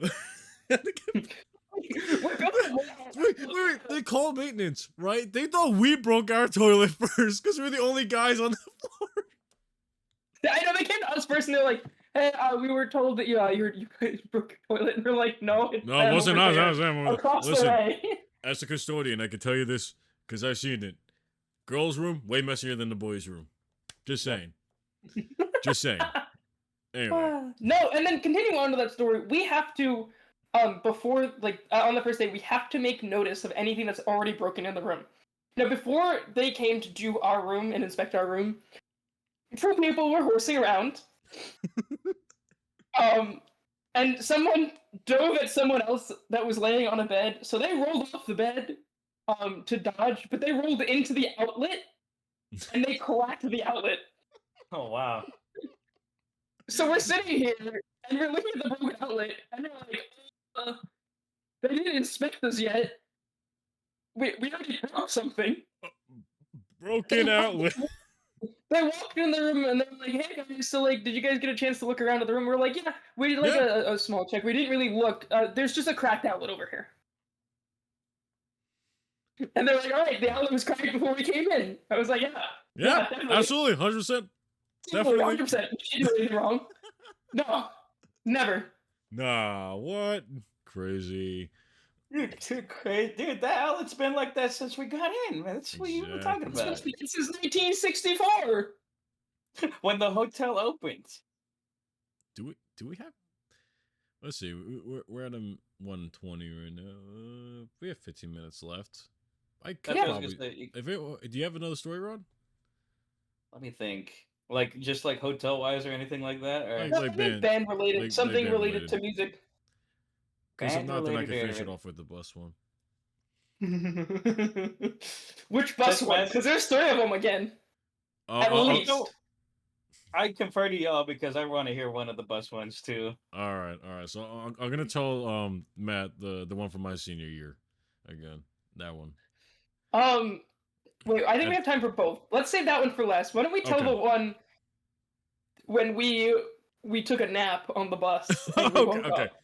Okay. Because that one's funny. So on the bus ride down to where we were going for the performance that we got invited to, it's a 24-hour trip. So it was a long one. Yeah, you stand in the bus. Thankfully, we had coach buses, so at least there was a bathroom. You made one stop, and that was it down there. One stop at like a big truck stop. Got food. Ran back onto the bus. It's like 9 o'clock at night. We're tired. We go to sleep. We wake up next morning, relatively normal, but we're all like really still exhausted. So we kind of clock out again. we played it like we had brought our Switches, so we had played a little bit of Mario Kart, and then all 4 of us kind of simultaneously fell asleep. Yeah. So now I was the first to wake up. Well, hold on. Not to mention the coach buses that we had little TVs on it, and somebody at the front, usually a band parent or a director, would play something on like a DVD or a tape. And enter Matt. So I'm the first to wake up, and I'm like, not even fully awake, and I'm just hearing the TV screen, and I hear it go, "Springtime for Hitler and Germany." Now, I've never seen the producers before, and I'm like, what the hell was I sitting with you, or was I sitting with my other friend? No, I'm pretty sure you were next to me, because I'm pretty sure I woke you up, and I was like... Yeah, I just remember feeling like somebody nudging my arm, like panicky. And I was like, what? I was like, what? I open my eyes, I see dancing Nazis on the scrreen. I was like, what the Nazis, and you hear "Winter for Poland and France." I was so, I only woke up laughing once other than that. This is like, I woke up hysterical laughing, because I just see the absurdity of what's in front of me.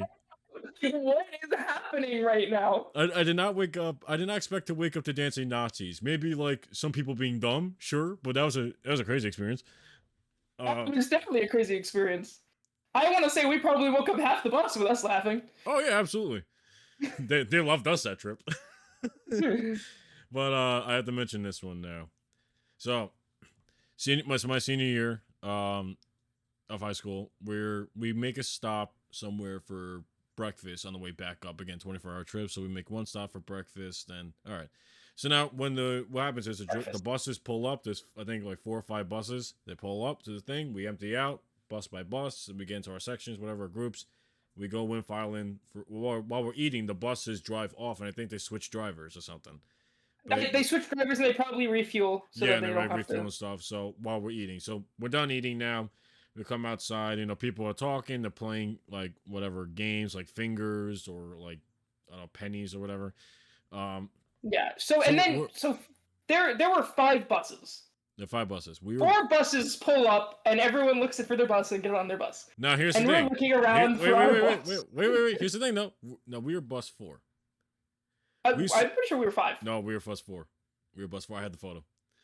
Okay. Ready? Okay. Yeah. So we see bus 1, bus 2, bus 3, bus 5, and we're like, huh? I wonder where our bus is. Oh, whatever. So we're So at this point, I made a joke about the bus driver getting lost, because this was. Oh, I'm pretty sure this was also the year where the bus driver got lost at one point and just continued to circle where we were supposed to go. Yeah. So it was like, he just probably got lost again. Got lost. Ha ha ha. We're all laughing or whatever. That's fun. We're going back to our game or whatever, and now we see a bus just like flying down this interstate. We're like, oh dang, it's smoking out the back. That's crazy. Why is he turning around? Why is he turning into the parking lot? Why is he coming to the parking lot? Oh, don't tell me. No. All of us at the same time, our minds clicked like, oh God, don't tell me. Also, we're here. Bus 4, your bus is on fire. Please get onto the bus and take your stuff and exit the bus. I said, dang. I pulled the director over. I said, listen, No, you're missing the most important part here. It was not everyone get on the bus. No. At first it was. Everyone on bus 4. I'll explain that part. So it was like, all right, everyone on bus 4, grab your stuff, get off. So we're in there. It's smoking in there. We are coughing, gagging, trying to grab our stuff, our merchandise. I was like, screw it, I'd rather leave all the crap in here. We get off the bus, and we're like coughing or whatever. The director comes up to us. Not all of bus 4, Matt and I's group, and goes, specifically me, Frank, and one other person. And they go, it was just the 3 of us. We need you to go back on the bus and get the snacks in the water. I said, that bus is on fire. I don't care about the snacks and water. We will find snacks and water somewhere else. Like, go, Frank, get on the bus. I was like, fine. So we're all there. We're coughing, getting the snacks and the water cases on the bus. So, sure. If I'm remembering this correctly, I didn't go back on the bus. I don't know if you did. I don't think I did. I'm pretty sure she asked all of us to go on the bus. No, they asked us. We stood outside and we handed it to you, I think. Yeah. So me and the other 2 run into the bus and we're grabbing all the stuff. We're coming back. Oh, no, on the bus, it was just us and all color guard, which are all girls. Again, for some reason they trusted. I don't know. So they kept telling us to go on this bus to get their stuff. Because they didn't want them hurt, but we didn't. Us, it didn't matter apparently. We're expendable. Yeah, I guess. The best though was at the end of that whole thing.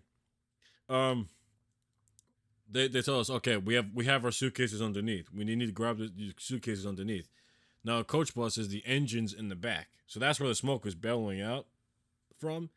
But it was like just I don't know. I guess because of whatever reason, it was just like seeping into the bus. They told us to open up the undercarriages to get the stuff out. Again, my group in particular, Matt and I's group in particular, we open it up, just a cloud of smoke goes. Lucky too. Like even if something happened where like all the luggage and stuff was on fire, I'm pretty sure my luggage was on someone else's bus. Probably. Then we got separated into different buses. I was like, every time I was like, can I talk to you for a sec? That thing's on fire. We're not going in there, right? Get in there. Okay, fine. Yeah, they separated us and they put us on different buses. Unfortunately, me and Frank had to go our separate ways. I ended up on that director's bus. Dang. I hated every second of it. I got put on the great bus because I got put on there with my friend that was in my section, and we had you know who we had. We had the director's brother. Yeah. It was so chill on there. I love that man. He was great. We actually got through that pretty quick. We still have time for.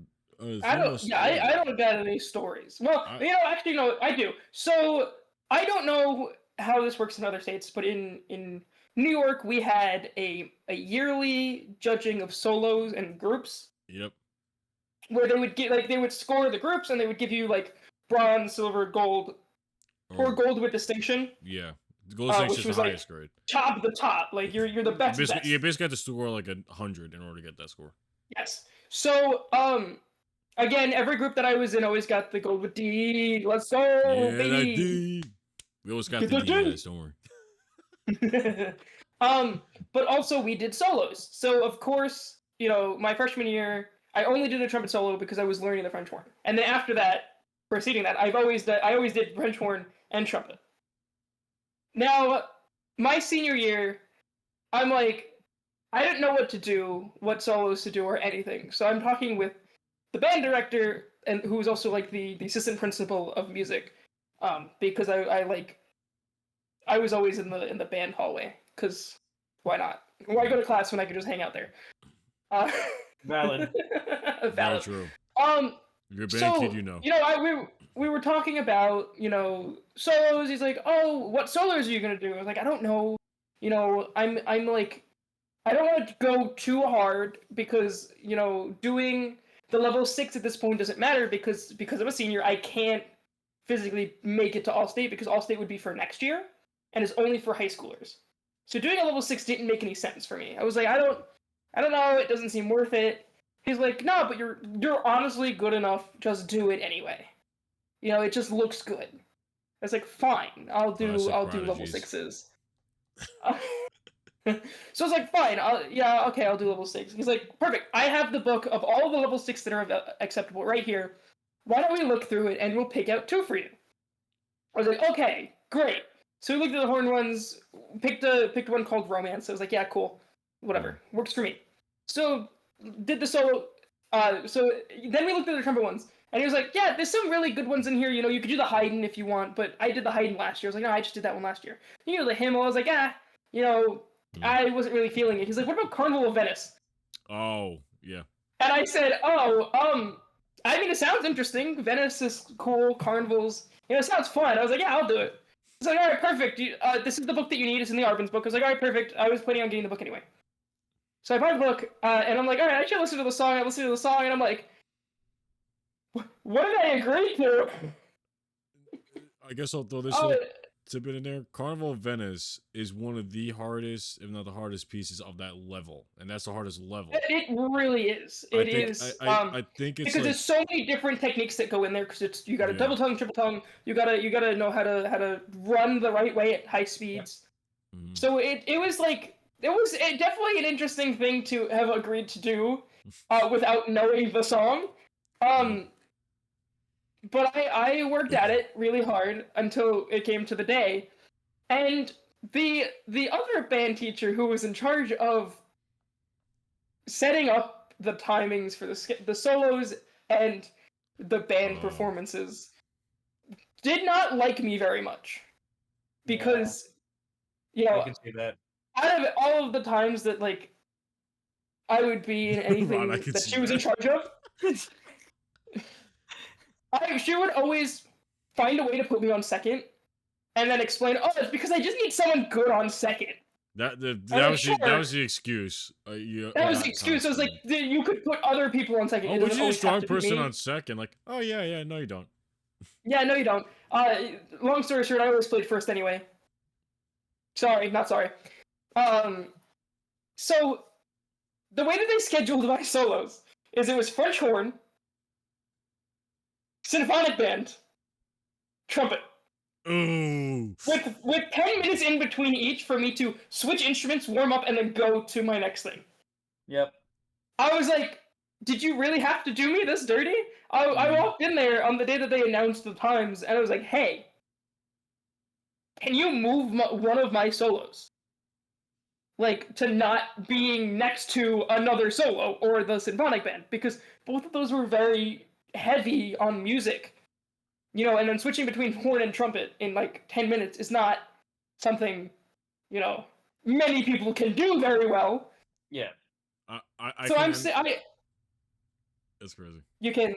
What do you want to say? I can end off on one story having to do with the same competition. Go ahead. Oh yeah, no, go ahead. So I do the horn one. 95. Great. I lost 2 points on the solo. I lost 1 point on a scale. I was like, all right, cool. That's great. 95 is pretty good. That's up there. We go to symphonic band, get the gold distinction. Boom. Great score. Yep. Now I'm running because the solos are not anywhere near the band competition, so I'm running. Our school is built for 4,000 kids, so we have to run from one end all the way over to the other. I think a lap around is a mile something. Yeah, something like that. So I run there, and I have my instrument, and I'm outside the door. Big school. Yeah. So I'm now outside the room with my instrument, and I'm panting. I'm time for Carnival of Venice. Time for Carnival of Venice. So I walk in the room, and the guy looks at me, and he goes, all right, do you want to start with scales, sight reading, or solo? And I was like, let me start with the scales, because let's get those over with. Give me a second to like maybe relax. So I do the scales. I crack on one of the high notes. I was like, great. Yeah. That's 1 point gone. I messed up a little bit of sight reading. That's 2 point. That's another point gone there. So I lost 1 point on scales, 1 point on sight reading, and then I played Carnival of Venice. I didn't play the full thing because they didn't have enough time for the full thing. So they had me play the theme, variation 1, 2, and 3. Okay. So there were 6 variations in total. So I didn't do the last ones, which are the ones that I spent the most time practicing because they're of course, all the time. the hardest ones. All the time. Yeah. So I do it and I like leave because they don't give you your scores right away. You have to wait until the end of the day. Mm-hmm. So I leave and I go back to doing whatever I was doing, and I'm waiting, and I'm waiting. So I got lucky, and I think I want to say that he intentionally did this because our band director usually did not come out to hand out the solo scores. Mm-hmm.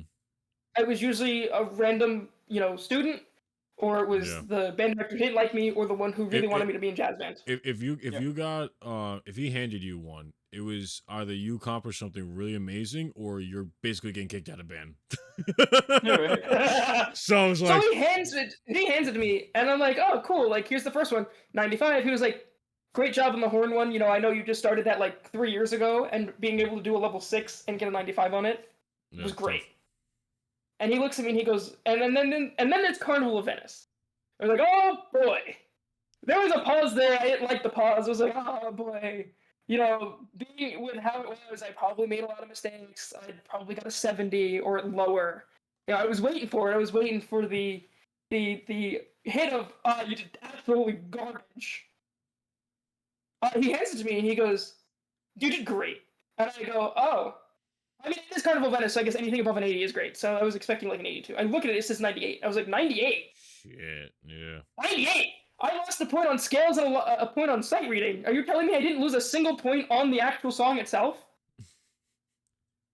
And I look at the notes, and it was just all like, great tone, hit all the notes, great rhythm, great tempo. And I was like, was that...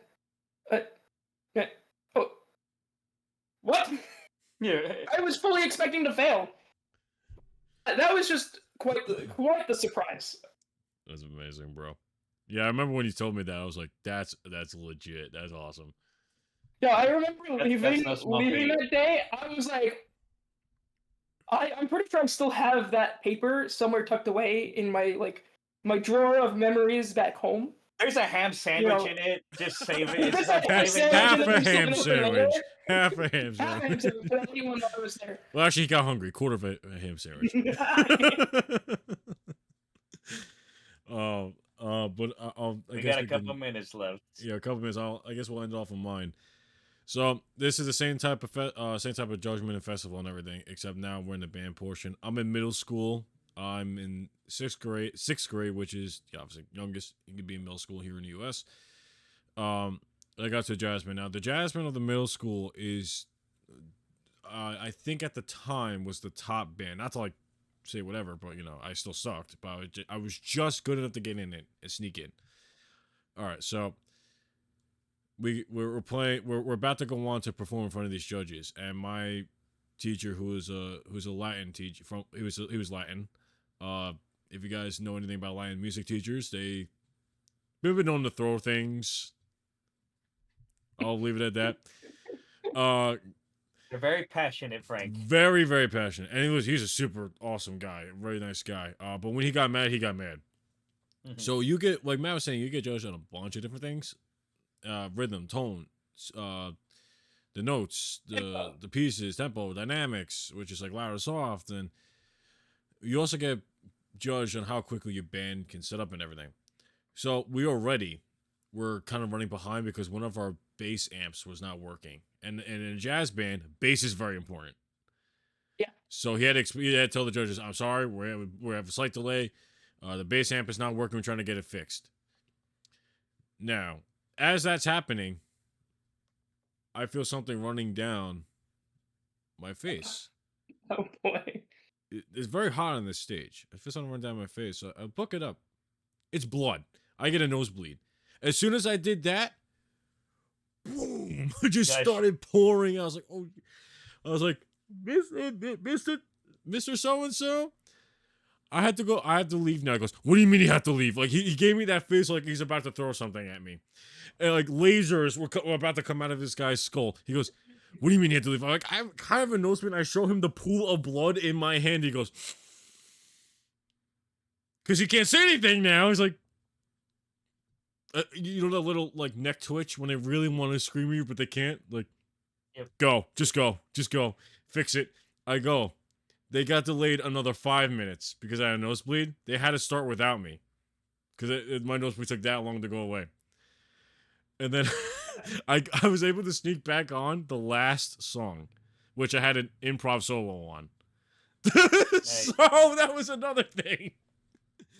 I had an improv solo on the last song, so I was able just to sneak back in time for that.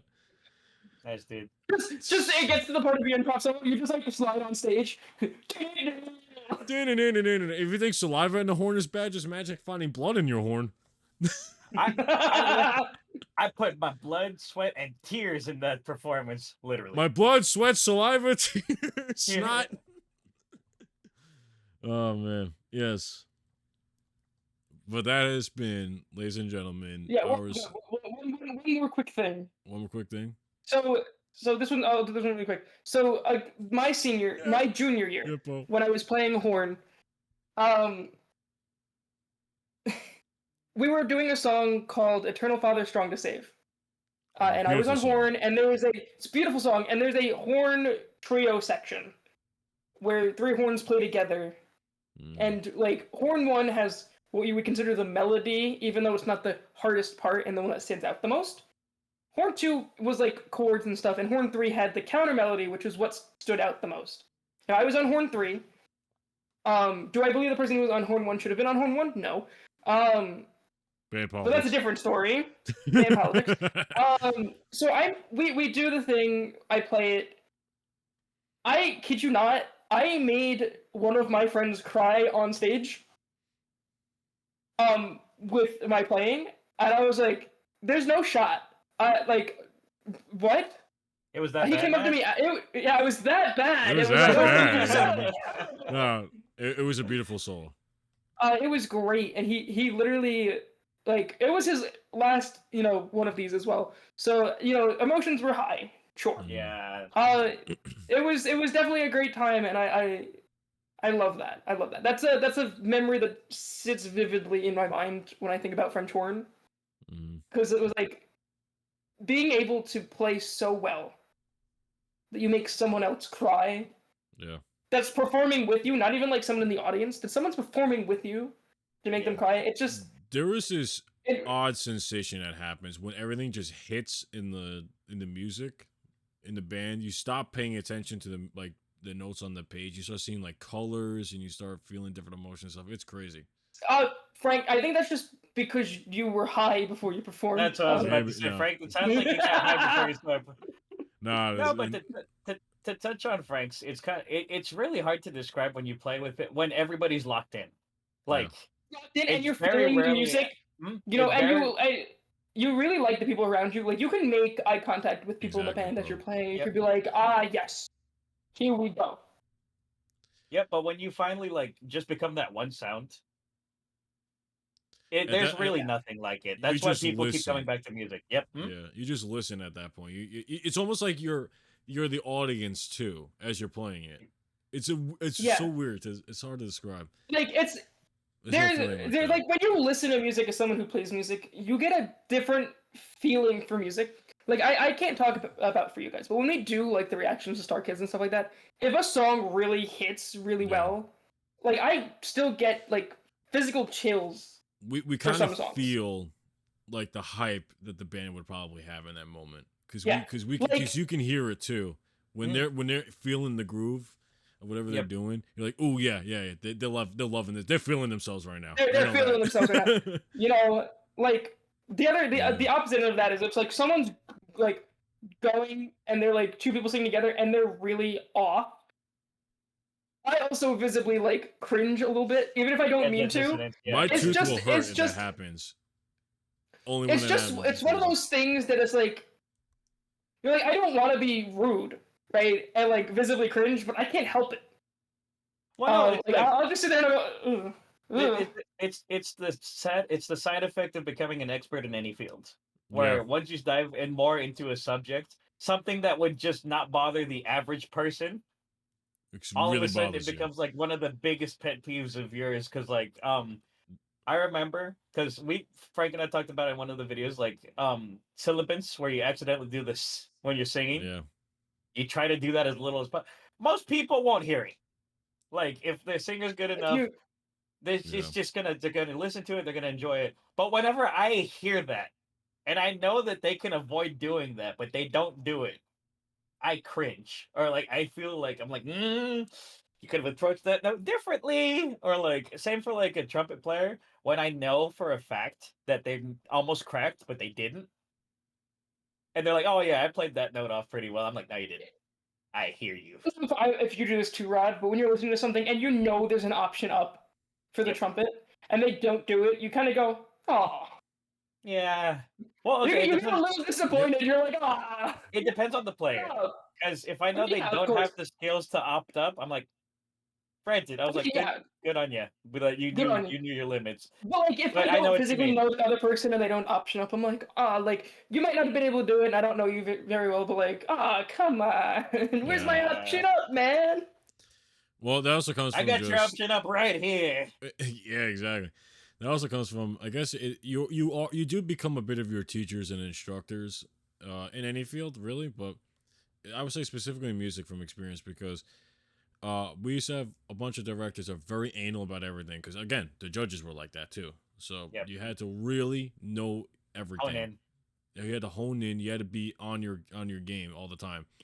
So whenever somebody would ask, like I've been asked by a few people, like how they ask me to judge their singing, and I'm very straightforward. I try to be at least straightforward with them, but in a nice way.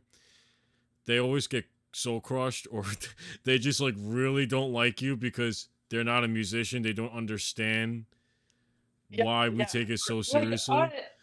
Critique hurts, but it makes you it better. It does. does. It does. It But it makes does. you better.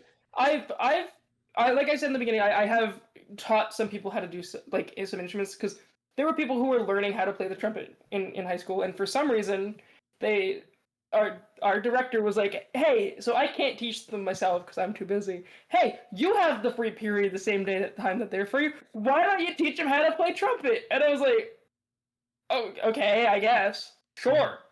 Yeah. Did it hurt some of them because they kept getting stuck on the same part, and I was, I would point out little inconsistencies along the way. Yeah, but I mean that's just kind of how I was trained. Yep. Mhm. So it's like it really does show. Mm-hmm. Yeah. Um. Yeah, because when you're helping anybody, and just to throw in this little Oh, tip, posture check.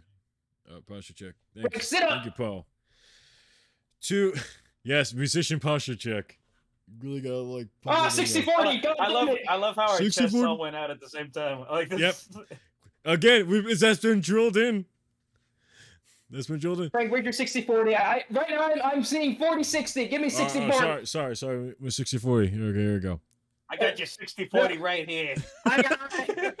You know, I times I wanted to tell them that, man. But to my point, when you're a musician or anything in the field, so like if you do construction and somebody's screwing in or hammering in a nail like a wrong way, you tend to fixate on these things. But it's whenever like you try to do it in a way that teaches them and helps You're not them trying to grow and discourage become them. better. You don't try to discourage them. I've had a lot of people basically say my way or no way and like really get just like power to their heads trying to help people, and it's just Power make tripping any is sense. real. And they gatekeep sometimes, where Yeah, it's they like, do too. well, how do I get better? And they're like, you're supposed to figure that out on your own. I was like, or here's You a could help crazy me. idea. You're a teacher. Why not teach me how to get better? You could give me pointers. Exactly. You could be like, instead of doing this, try this. Yeah, Mm-hmm. it's almost like the word teach is in teacher for some reason. That's crazy. That's an insane thought. And the thing is, because any art field in particular is a cutthroat field. It is. So if you're not the top of your game, you're at the bottom, and if you get tossed from the top, you don't come back up. It's pretty much game over. You can get kind of, Game you can over, settle man. halfway maybe, over. but it's a very tough field, especially in the industry. I know my brother met a bunch of guys from the industry during his touring season. There's some wacky stories with that. But yeah, but in honesty, try, if you're gonna help anybody, try to push them in a direction that actually helps them. Yes. You know. Yeah, don't just be Try like, to be better, man. constructive. Just do better. And don't Like, I try do to that beat to Frank around all the the time. bush. If somebody's out of tune, Yeah, say, just- "Hey, you're out of tune. Fix it." You know. Well, and if you can tell if they're sharp or flat, it helps if Yeah. you go, hey man, you're sharp, or hey Yes. man, you're flat. Yep. You know, if you can't tell, just be like, hey man, you're a little out of tune. Here's a tuner. Some people may not take to it, but it shows dedication at that point. How It much does. are you Yeah. dedicated to this, and you're going to listen to the advice. And always take advice too with a grain of salt, because sometimes it's preference. At the end of the day, over music everything is else. subjective. Yes, Yeah. it's an art form. Any art form is really subjective. So Yep. you have to find your way. If you guys don't have any other points, Well, no, No, that's I not was. because I know I'm you done. have to. I know you gotta go. So that's You why I gotta was- run. yeah, Because we went 11 minutes over what you were supposed Yes. to. it's fine. It's fine. Because But of Matt. thank you. Yeah, my fault. Thank you guys for joining us here at 3 Fun Chaps, episode 2, Symphonic Shenanigans. Yep. What up? T-shirts coming We out had tomorrow. merch drops tomorrow, Merch Sunday, drops tomorrow June if you wanna 1st pick one up. at noon. There'll be a lot of merch dropped out tomorrow. If you do end up buying the merch, grab a picture of it, send it to us on Discord or add us on Instagram. Please, We'd love to see it. We want to see it. If you haven't already, hit that follow button here on Twitch to notify when we stream. We stream 5 days a week. Yep. Not Saturdays is podcast day. Other days we do a bunch of random shenanigans and stuff. Mm-hmm. Also, we post YouTube videos, so if you haven't already, go check us out on YouTube. We have a YouTube? Yeah, Yeah, we I know, do. right? That's crazy. That's crazy. That is nuts. And with that, thank you all for joining us tonight. Be safe. Be well. Remember to keep Peace. music in your heart. Yes, sir. Good night. Toast to the fam. Bye. Blink.